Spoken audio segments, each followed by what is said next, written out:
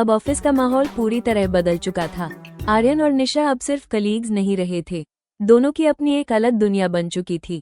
Lunch साथ करना, office के बाद देर रात तक बातें करना, कभी कॉफी शॉप तो कभी खाली सड़कों पर लॉन्ग ड्राइव। धीरे धीरे दोनों एक दूसरे की आदत बन चुके थे। लेकिन हर रिश्ते के साथ एक डर भी आता है, और इनके रिश्ते में वो डर था पकड़े जाने का। दोनों कोशिश करते थे कि ऑफिस में नॉर्मल रहें, लेकिन प्यार कब छुपता है। लोगों ने नोटिस करना शुरू कर दिया था कि दोनों हर समय साथ रहते हैं। ऑफिस का सीनियर मैनेजर विक्रम काफी समय से दोनों को ऑब्जर्व कर रहा था। उसकी नजरें हर छोटी चीज पर थी, और अब उसे यकीन होने लगा था कि दोनों के बीच सिर्फ फ्रेंडशिप नहीं चल रही। फिर वो रात आई जिसने सब कुछ बदल दिया।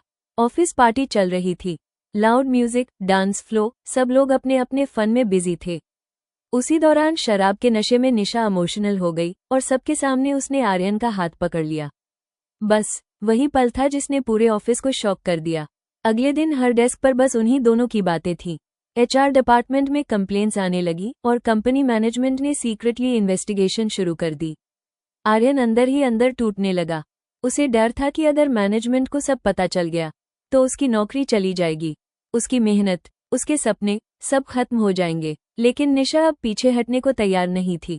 उसने आर्यन की आंखों में देखते हुए कहा, अगर पूरी दुनिया भी हमारे खिलाफ हो गई तब भी मैं तुम्हारा साथ नहीं छोड़ूंगी। आर्यन कुछ नहीं बोला, लेकिन उसके दिल में डर और प्यार दोनों साथ चल रहे थे।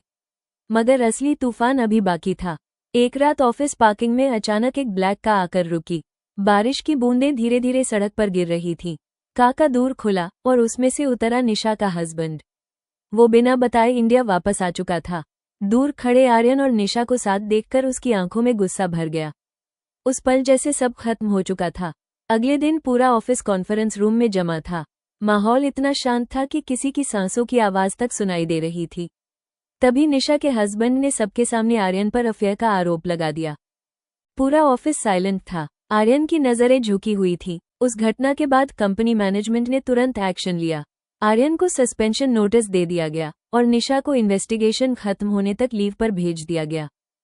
लेकिन तभी आर्यन को एक ऐसा सच पता चला जिसने उसकी सोच बदल दी।